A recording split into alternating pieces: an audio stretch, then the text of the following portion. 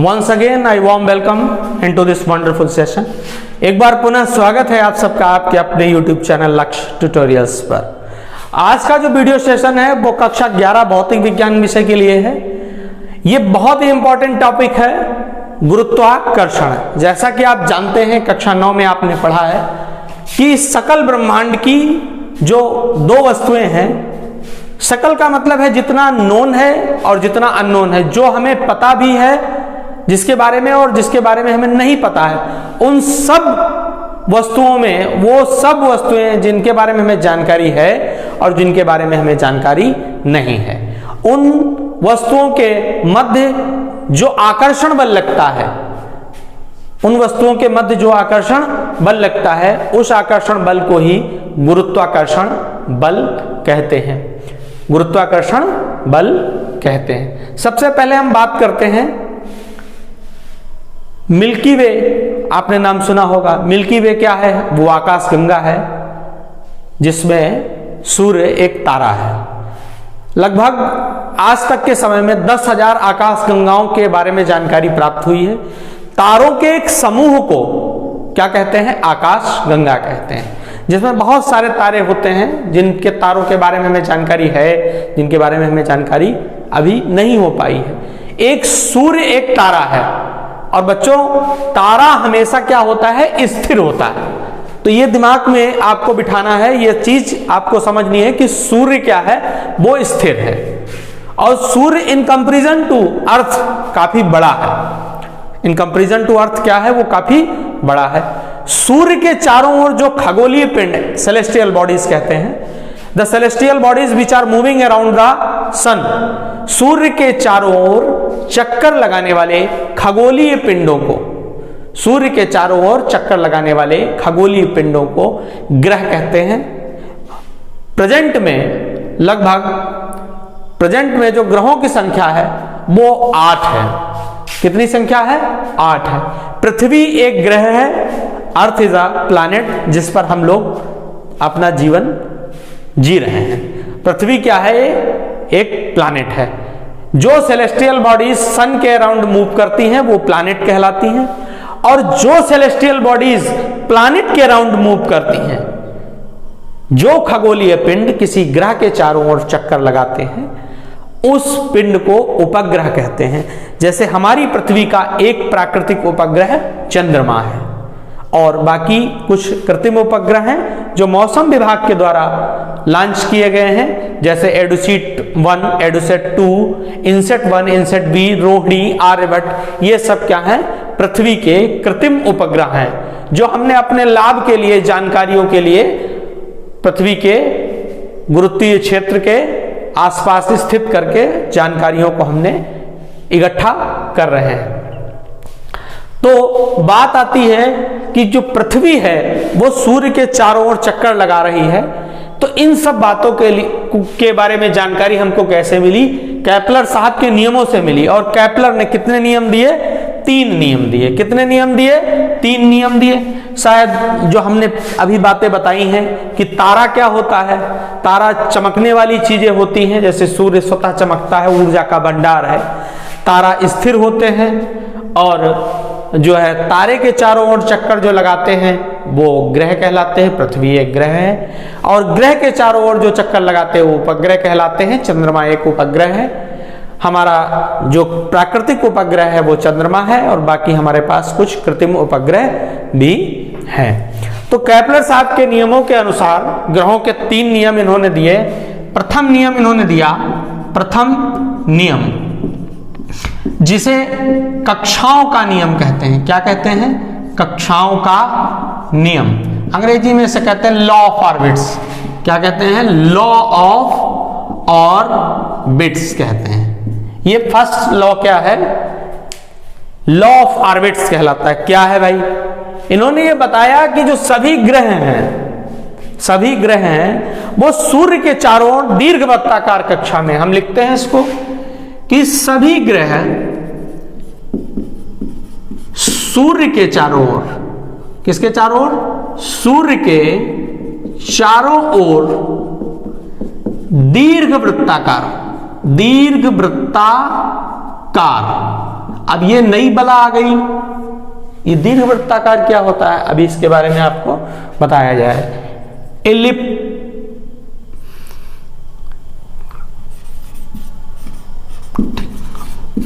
Elliptical कहते हैं, दीर्घ वृत्त को इलिप्स कहते हैं, और ये जो दीर्घ वृत्ताकार होगा उसको इलिप्टिकल शेप कहेंगे। तो सभी ग्रह सूर्य के चारों ओर दीर्घ वृत्ताकार कक्षा में, कक्षा मतलब ऑर्बिट, कक्षा में चक्कर लगाते हैं, चक्कर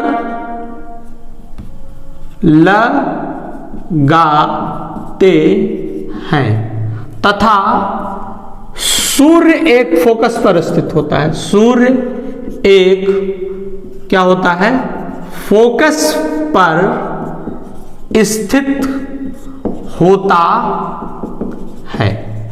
यह पहला नियम कहता है कि सभी ग्रह सूर्य के चारों ओर दीर्घवृत्ताकार कक्षा में चक्कर लगाते हैं और सूर्य एक फोकस पर स्थित होता है।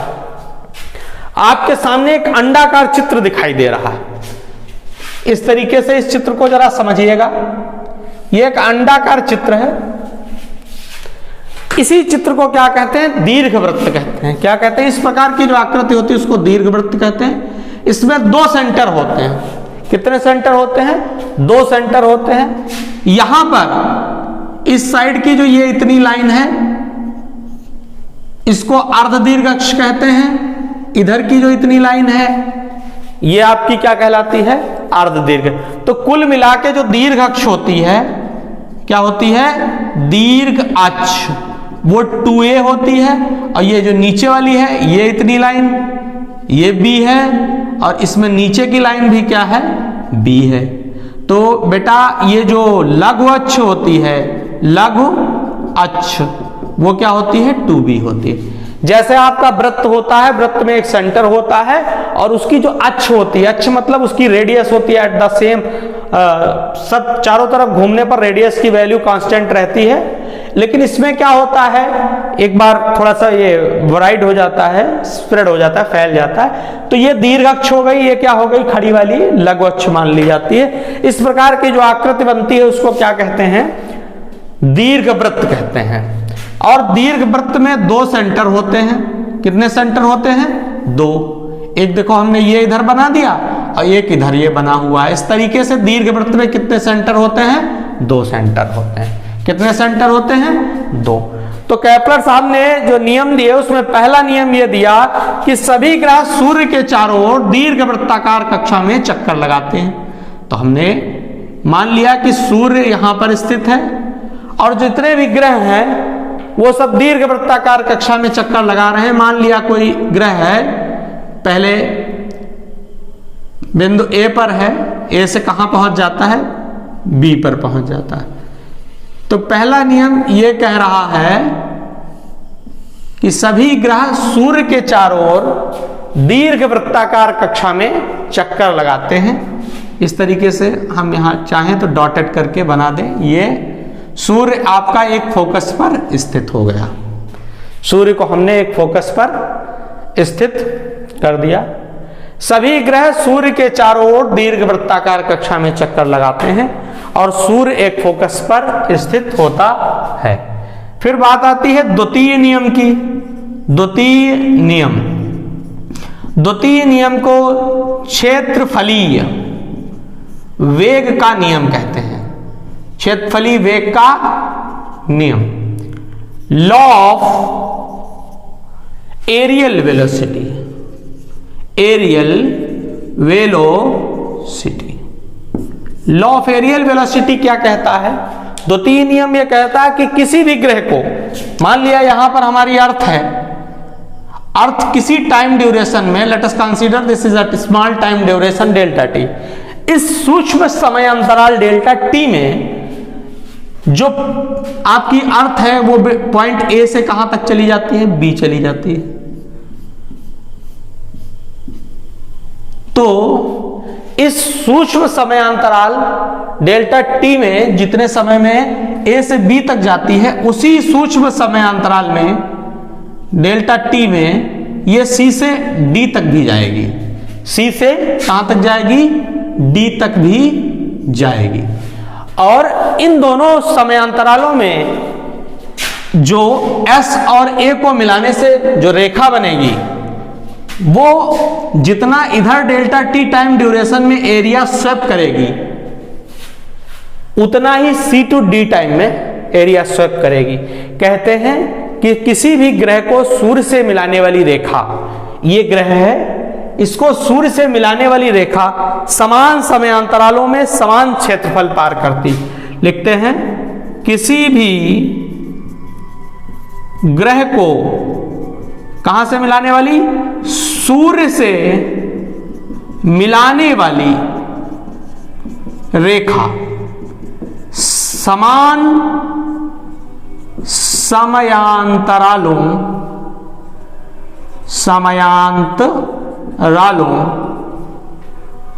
में समान क्षेत्रफल पार करती है, समान क्षेत्रफल पार करती है। अतः जो ग्रह है, ग्रह की कौन सी चाल, क्षेत्रफलीय चाल नियत रहती है। In other words we can say the line joining the sun and planet, the line joining sun and planet swept equal area in equal time interval। इधर A से B तक पहुंचने में जो टाइम लेगी एरिया जो स्वैप करेगी same time में C से D तक भी स्वैप कर जाएगी। तो इसको कहते हैं the line joining the sun and a planet swept equal area in equal time interval. किसी भी ग्रह को सूर्य से मिलाने वाली रेखा समान समयांतरालों में समान क्षेत्रफल पार करती है। मान लो यहाँ पर एक वाइपर इसमें नीचे बांध दिया जाए और ये अगर खिसक करके यहाँ तक जाएगा तो एक एरिया स्वैप करेगा, जिसको हमने क्रॉस कर दिया है इस तरीके से, कलर्ड या क्रॉस समझिए। तो किसी भी ग्रह को सूर्य से मिलाने वाली रेखा समान समयांतरालों में समान क्षेत्रफल पार करती है। अतः ग्रह की क्षेत्रफलीय चाल क्या होती है, वो नियत रहती है। अतः ग्रह की क्षेत्रफलीय चाल क्या होती है, नियत रहती है। यहां पर जो ये विस्थापन हो रहा है, डिस्प्लेसमेंट हो रहा है A टू B जाने में, इसको हम डेल्टा थीटा कंसीडर कर लेते हैं। कितना कर लेते हैं, डेल्टा थीटा। और ये जो आपकी रेडियस है या ये लेंथ है, इसको हमने R कंसीडर कर लिया। कितना कर लिया हमने कंसीडर, R कर लिया। तो देखिए यहां से कोण बराबर क्या होता है, चाप बटा त्रिज्या। तो बेटा जो चाप है, चाप का मतलब AB, ये इसकी जो वैल्यू होगी, और कोण क्या है, इसके सामने जो कोण बन रहा है वो d थीटा है। और त्रिज्या इसकी क्या है, त्रिज्या मतलब the distance between S and A that is equals to R। तो यहां पर SA के प्लेस पे हमने AB upon R is equals to d theta, that's mean AB is equals to R d theta.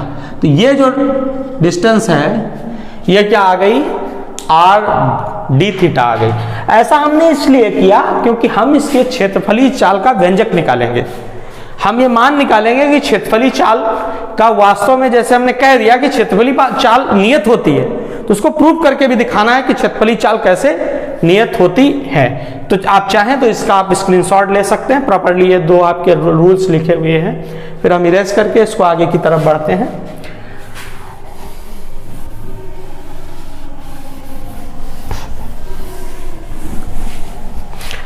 तो जो क्षेत्रफलीय वेग है, क्या निकालेंगे हम, क्षेत्रफलीय वेग। क्षेत्रफलीय वेग का मतलब जो ट्रायंगल्स बन रहे हैं, आपके सामने एक ट्रायंगल है SAB का क्षेत्रफल बटे समयांतराल डेल्टा टी, और दूसरा SCD का क्षेत्रफल। क्या है, SC और D का क्षेत्रफल और बटा समयांतराल। तो इस तरीके से इसको हमने लिख लिया। अब हम सबसे पहले SAB का क्षेत्रफल निकालेंगे। SAB का क्षेत्रफल, तो SAB का क्षेत्रफल आपके सामने एक वक्रीय त्रिभुज बन रहा है। ये लाइन चूंकि प्रॉपर्ली स्ट्रेट नहीं होगी, इसलिए हम लिखेंगे एस ए बी का क्षेत्रफल बराबर जो त्रिभुज एस ए बी है या आकृति है उसका क्षेत्रफल क्या होगा, वक्रीय त्रिभुज एस ए बी का क्षेत्रफल। तो ऐसी स्थिति में त्रिभुज का क्षेत्रफल होता है 1/2 गुणे आधार ऐसे गुणे लंब ए बी। इसको हमने शॉर्ट डिस्टेंस माना, तो शॉर्ट डिस्टेंस किसी भी सर्कल का जो शॉर्ट आर्क होता है, छोटी त्रिज्या हो, छोटा वृत्तखंड होता है, वो हमेशा स्ट्रेट लाइन के बराबर कंसीडर किया जाता है। तो 1/2 गुणे आधार गुणे लंब हमने इसको मान लिया। तो 1/2 आधार का मान एस ए, ये हमने एस ए बराबर आर हमने माना है, और ए बी की वैल्यू यहां से हमने क्या निकाली है, आर डी थीटा निकाली है। तो इस तरीके से ये वैल्यू बेटा आ गई। क्षेत्रफल हमने एस ए बी का जो क्षेत्रफल है इसको हम छोटा क्षेत्रफल मान लें तो क्या मान सकते हैं, डी ए मान सकते हैं, और डी ए बराबर आपका आ गया 1/2 गुणे आर स्क्वायर डी थीटा। और क्षेत्रफलीय चाल कहां बढ़ते हैं, क्षेत्रफलीय चाल की तरफ। तो क्षेत्रफलीय चाल निकालने के लिए हमें इसे dt से भाग करना पड़ेगा, माने समयांतराल से इसको क्या करना पड़ेगा, भाग करना पड़ेगा। तो समयांतराल से जब हम इसको भाग कर देंगे तो 1/2 गुणे R square D theta upon D T, D theta upon D T. जैसा कि आपने पढ़ा है कोणीय विस्थापन, ये क्या है बेटा, कोणीय विस्थापन, क्या है, कोणीय विस्थापन है, और बटा समयांतराल, समयांतराल ये मान ओमेगा का होता है, और ओमेगा को हम क्या कहते हैं, कोणीय वेग कहते हैं। क्या कहते हैं, कोणीय वेग कहते हैं। क्या कहते हैं, कोणीय वेग। तो यहां पर जो dA बाय dt है वो बराबर हो जाएगा 1/2 गुणे D theta upon dt is replaced by कोणीय वेग। कोणीय वेग के द्वारा इसको प्रतिस्थापित कर दिया जाएगा। और आप जानते हैं कि कोणीय संवेग, कोणीय संवेग J बराबर क्या होता है, आई ओमेगा होता है। J बराबर क्या होता है, आई ओमेगा होता है, और I बराबर होता है mr स्क्वायर। I बराबर क्या होता है, mr square. So we can write J is equals to mr square omega, या हम दूसरे शब्दों में यह भी कह सकते हैं कि r square omega is equals to J by m को इधर ट्रांसपोज कर लिया। तो इन दिस केस इसके प्लेस पर यहां से हम वैल्यू पुटअप करते हैं 1/2 J बाई m, ये क्या है, dA बाई dt। तो dA by dt is equals to J upon 2m। ये जो इसमें सारी चीजें हैं, किसी भी घूर्णन करती हुई वस्तु का द्रव्यमान नियत है। अगर m को अगर कांस्टेंट कर दिया जाए, उस पर कोई फोर्स अप्लाई न किया जाए, तो उसका J भी कांस्टेंट होगा, और J कांस्टेंट होगा, ये दोनों चीजें कांस्टेंट है। इसका मतलब इधर जो लिखा हुआ है क्षेत्रफलीय चाल dA बाई dt क्या है, वो क्षेत्रफलीय चाल है, और वो क्या होगी, नियत होगी। वो क्या होगी, नियत होगी। यह क्या व्यक्त कर रहा है, कोणीय संवेग संरक्षण, कोणीय संवेग संरक्षण के तुल्य है। तो इससे यह स्पष्ट हो गया कि किसी भी ग्रह को सूर्य से मिलाने वाली रेखा समान समयांतरालों में क्या करती है, समान क्षेत्रफल पार करती है, जिससे हम कह सकते हैं कि इसकी क्षेत्रफलीय चाल क्या होती है, वो नियत होती है। अब हम लोग बेटा आप इसका स्क्रीनशॉट ले लीजिए, बहुत इंपॉर्टेंट टॉपिक है, इसको आप कवर करते हुए चलिए, स्क्रीनशॉट आप इसका ले लीजिए। हम आगे बढ़ते हैं। तो अब हम लोग तीसरे नियम की तरफ बढ़ते हैं, जिसको हम क्या कहते हैं, परिक्रमण कालों का नियम।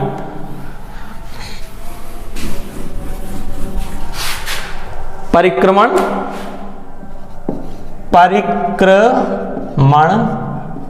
कालों का नियम। यह बेटा तृतीय नियम है, तृतीय नियम परिक्रमण कालों का नियम। इसको लॉ ऑफ टाइम पीरियड्स भी कहा जाता है, time periods, law of time periods भी कहा जाता है। तो ये क्या कहता है, किसी भी ग्रह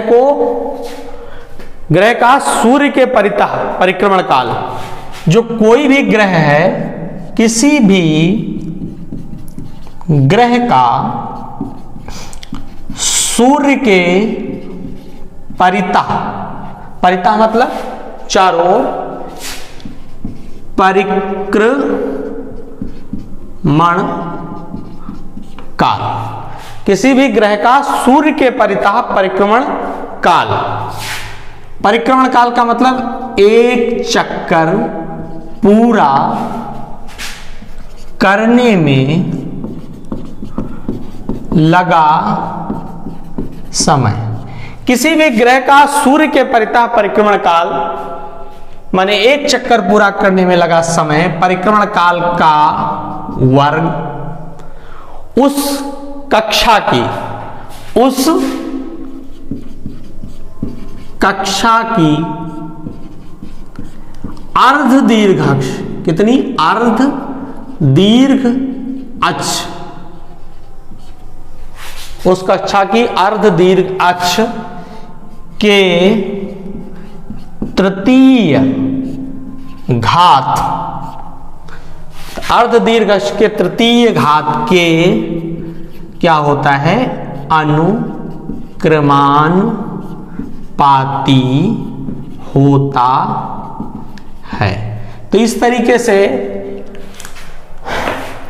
यह नियम यह कहता है, किसी भी ग्रह का सूर्य के परितः परिक्रमण काल, the time taken to revolve the planet around the सन,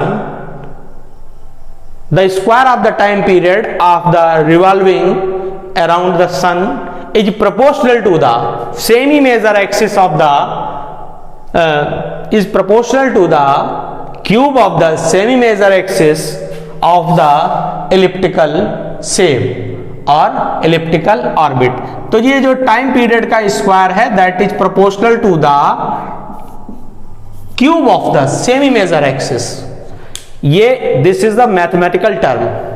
पुराने समय में, अब तो ये नहीं पूछा जाता परीक्षाओं में, मतलब नहीं तो पहले परीक्षाओं में डायरेक्ट ये पूछ लिया जाता था कि केपलर के तृतीय नियम का गणितीय रूप लिखो। तो गणितीय रूप केवल इतना है, T square is proportional to A cube. तो अब हम बात करते हैं कि परिक्रमण काल क्या होता है। परिक्रमण काल, परिक्रमण काल टी बराबर, अब चूंकि यहां पर हमें पता है क्षेत्रफलीय चाल, कौन सी चाल पता है, क्षेत्रफलीय चाल पता है, तो हम लिखेंगे जो ये आपका एलिप्टिकल ऑर्बिट है, तो हम लिखेंगे दीर्घ वृत्ताकार कक्षा, दीर्घ वृत्ताकार कक्षा का क्षेत्रफल और बटे ग्रह की क्षेत्रफलीय चाल। अब थोड़ा हम इधर दो वर्ड्स हैं उनके बारे में समझ लेते हैं। एक तो है परिक्रमण, जिसको कहते हैं रिवॉल्वेशन,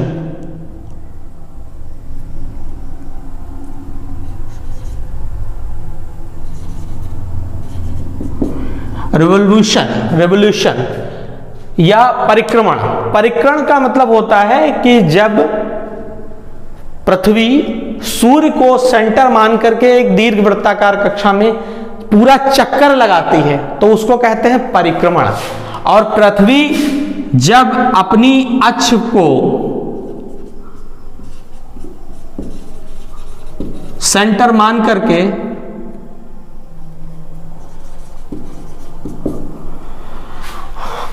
पृथ्वी जब अपनी अक्ष को सेंटर मान करके क्या करती है, वो मूव करती है।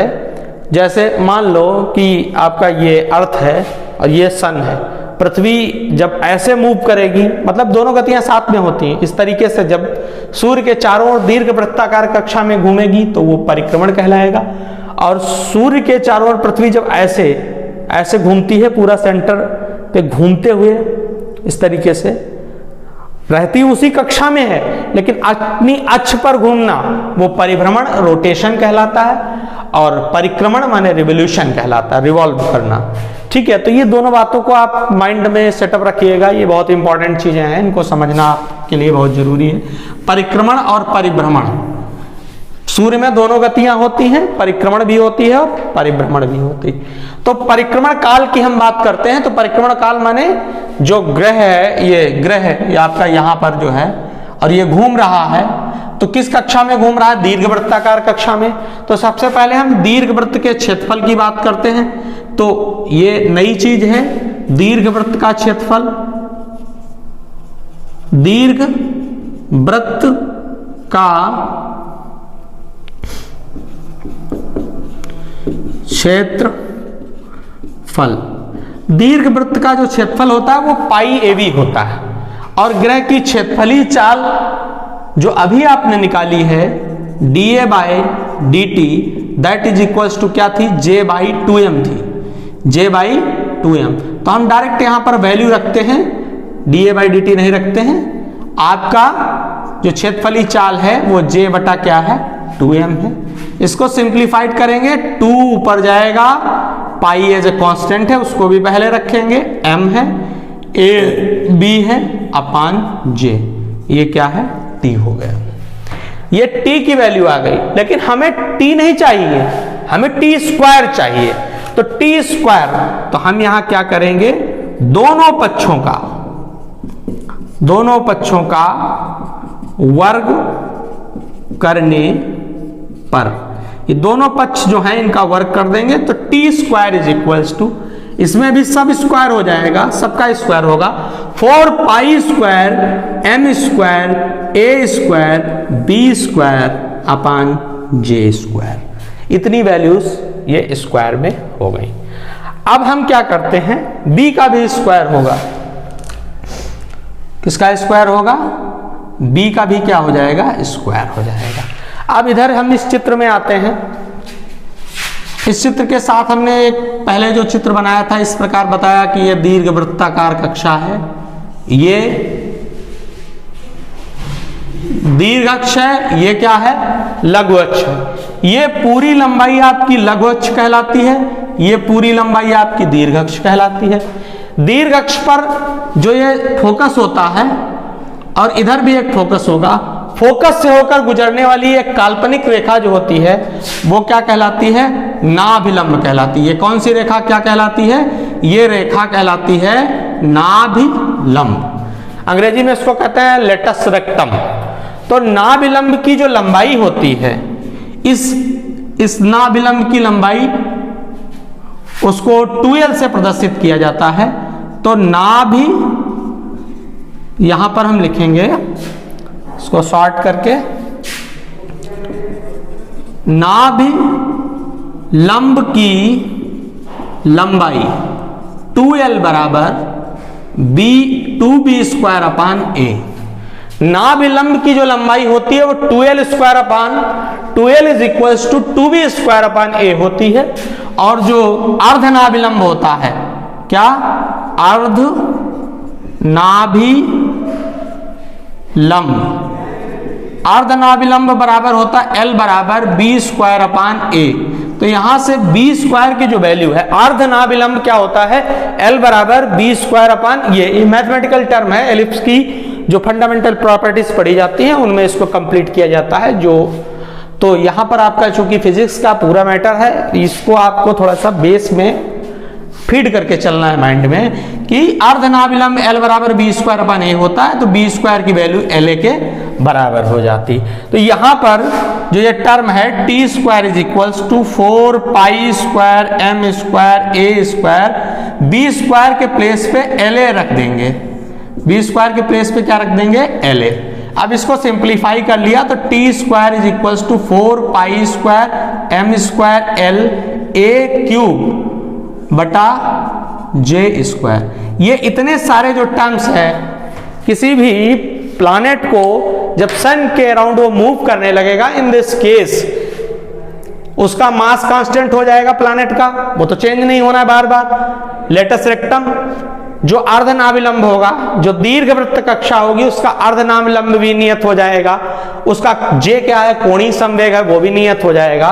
केवल बदल क्या सकती है, अक्षा की अर्ध दीर्घ अक्ष बदल सकती है। तो माने जो आवर्तकाल का वर्ग है वो अर्ध दीर्घ अक्ष के तृतीय घात के, अर्ध दीर्घ अक्ष के तृतीय घात के क्या होता है, अनुक्रमानुपाती होता है। तो केपलर का जो तीसरा नियम है वो ये कहता है कि परिक्रमण कालों का नियम, माने किसी भी ग्रह को सूर्य के चारों ओर मिलाने, सूर्य के चारों ओर घूमने पर किसी भी ग्रह को सूर्य के परितः जो परिक्रमण काल है, मतलब एक चक्कर पूरा करने में लगा समय, उस कक्षा की अर्ध दीर्घ अक्ष की तृतीय घात के परिक्रमण काल का वर्ग क्या होता है, वो अनुक्रमानुपाती होता है। ये केपलर का तृतीय नियम है। अगले वीडियो सेशन में हम लोग ये देखेंगे कि केपलर के नियम और न्यूटन ने जो बात बताई थी, न्यूटन ने क्या बताया था कि सकल ब्रह्मांड की दो पदार्थिक वस्तुओं के मध्य लगने वाला जो आकर्षण बल है वो उनके द्रव्यमानों के गुणनफल के समानुपाती तथा बीच की दूरी के वर्ग के व्युत्क्रमानुपाती होता है। इन दोनों नियमों को, केपलर के नियम को और न्यूटन के नियम को, हम वेरीफाई करेंगे कि वो मैच कर रहे हैं कि नहीं करते हैं। तो आप हमारे साथ बने रहिए। अगले वीडियो सेशन में हम लोग उन दोनों नियम्स को वेरीफाई करेंगे और दोनों नियम क्या है, वेरीफाई होते हैं। केपलर ने जो बताई बात वो न्यूटन के नियम में से प्रूव होती है। तो हमारे इस वीडियो सेशन को लाइक कीजिए, शेयर कीजिए और सब्सक्राइब कीजिए। हमारे साथ बने रहिए, आपको रेगुलर वीडियोस के अपडेट प्राप्त होते रहेंगे। बहुत बहुत धन्यवाद।